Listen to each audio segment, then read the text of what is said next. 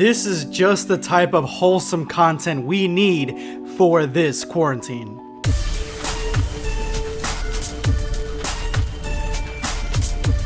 Prepare yourself, dancing. If you are new to this channel, make sure to hit that subscribe button and turn on notifications. That way you never miss a video. These are today's hashtag end of video squad winners. If you would like to join them, make sure to watch till the end of this video. Drop your comment with the hashtag end of video squad for a chance to be featured in my next video.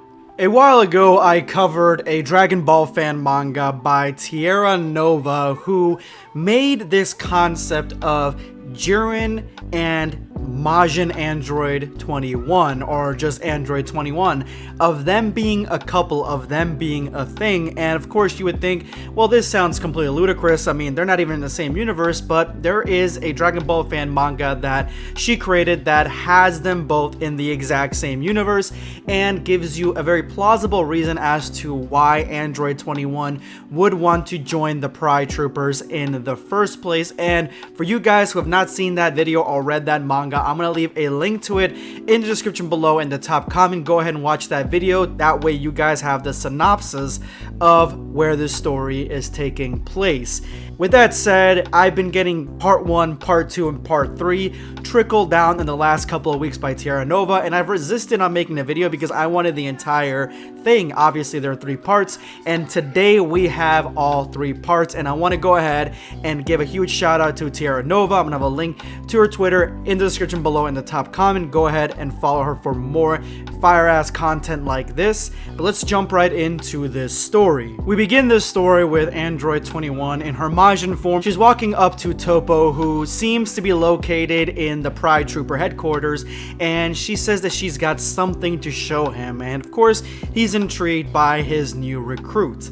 Now, in the course of the story, she has been doing training with Topo and Jiren, and she's been trying to harness the power inside her, the immense power of the Majin Android form. But she decided, hey, I have a new ability, a new technique that could be useful in a sticky situation, and that is her human form. She can turn herself back to normal, which is something that she could not do in the previous chapter. Now, you may be wondering, how could this be useful? And she goes away to explain how this could be something of a benefit to the Pride Troopers. She tells Topo that she could be using this form for undercover missions, and I see that, I can sense that, and I can buy that if she were going to places where, you know, she wouldn't stick out as a Majin. But I think the better solution, the better explanation as for her going into this form is more of a scientific, because the original form for Android 21, that is a scientist. She is a scientist, she is a genius, she has all of Dr. Jiro's intellect and more, so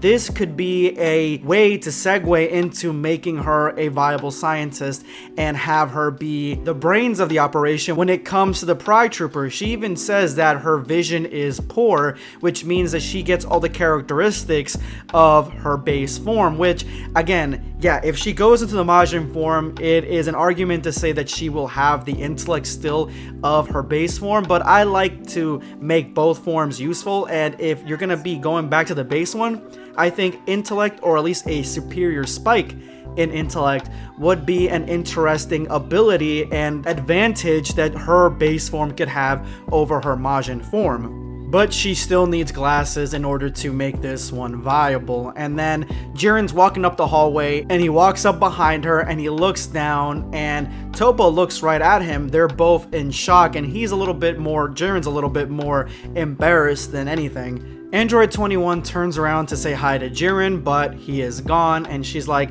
I could have sworn that I sensed him behind me. It's so weird that he would just disappear. And Topo's face is hilarious. He's looking down also, and I have at this point an inkling as to what has transpired, what is going on, and what they are both staring at. And then Topo explains the situation to Android 21 in probably one of the most memeable pictures that I've seen in a while. Guys, go on Twitter and meme this, Topo pointing at his butt, and you finally all get it. Yes, when she transformed back into her base form, she loses her tail, and her tail is located right above her ass, so more than likely there is a giant hole where her ass was covered before.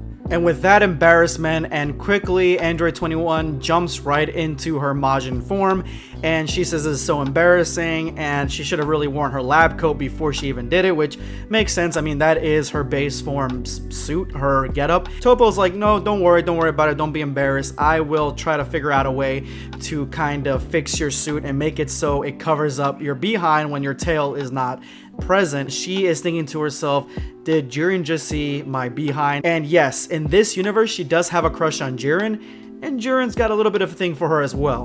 And that's when we get to the final part of this chapter, part 3. Jiren. Following only Jiren. Jiren's flying through space. Apparently, Jiren can survive in space on his own, and then he looks to his right and sees 2 planets, or maybe 2 moons. I'm not exactly sure how these 2 celestial bodies would be that close to each other, but they resemble something that Jiren has just seen. He's thinking about it and he rushes away from it. He goes to a random planet, goes through the atmosphere, and the clouds are looking thick as hell, and he is just surrounded by the image of what he's just seen. He cannot get it out of his mind. I'm assuming this is probably one of his favorite meditation spots, and he's walking through and he sees some fruit. He goes to reach for it. It looks like a peach and it looks like an ass. And even him, he's like, all right, that's it. I've had it. Everything looks like this girl's behind. So he goes into meditation, and even in meditation, he is not safe. And he tells himself, must erase impure thoughts. And we finally get a look at what both him and Topo both saw. And I'll be honest, at first I thought it was like a little bit on the top because I wasn't exactly sure where her tail was. But obviously it's a little bit more than what we would have realized, and it looks pretty good, honestly. And it's not too tasteless. It's not too much, you know.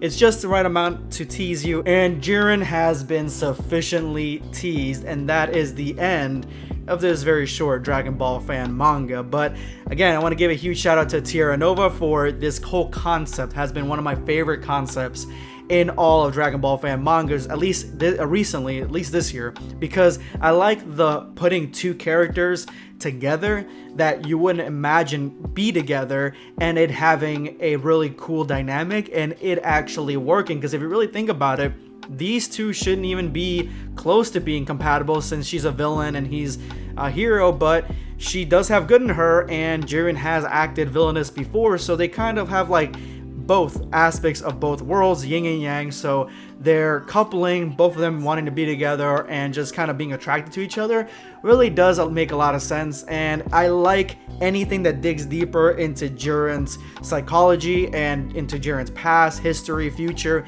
just things about him, because to me he's such a character that you can mold so much on from Dragon Ball. Like, he wasn't really 100% pulled off really great in the anime, in my opinion, but there's so much there that makes an intriguing character that I like when Dragon Ball fan mangas go the extra mile and add their own flavor to a character that is basically devoid of flavor. Anyway, thank you guys so much for watching this video. If you made it to this point in the video, you are now part of the hashtag End of Video Squad. Thank you guys so much for making it to the very end. Make sure you drop that comment with that hashtag for a chance to be featured in my next video. Today, I'm going to be responding to Spider Drip. I hope UI Sign has more interesting abilities to show out against Moro, because a transformation that could just block any attack and has power boost can't just beat an enemy that could absorb your energy out of thin air. The only way that UI is going to be a very, very good and comparable transformation to whatever Vegeta is doing, and something that is relevant, is that Moro won't be able to absorb that kind of ki. If he can absorb absorb that ki, then UI is extremely helpful, and it actually shows what the extent of Moro power is after the fact that he cannot absorb ki, because that is his main shtick. That is the main ability that he harnesses and he controls, and if he can't do that, well, he's left to martial arts, hand-to-hand combat, and aerial attacks, ki blast, like the normal stuff. It basically levels him out a little bit, because at this point right now he is extremely overpowered, but in a good way, I think. And I think if UI Sign has any benefit to it, it's the fact that Moro can't absorb it, and hopefully we'll see him go into the mastered version and it's the exact same thing. But thank you so much for your comments, Spider Drip. This is going to be Blackscape signing off. Take care, guys.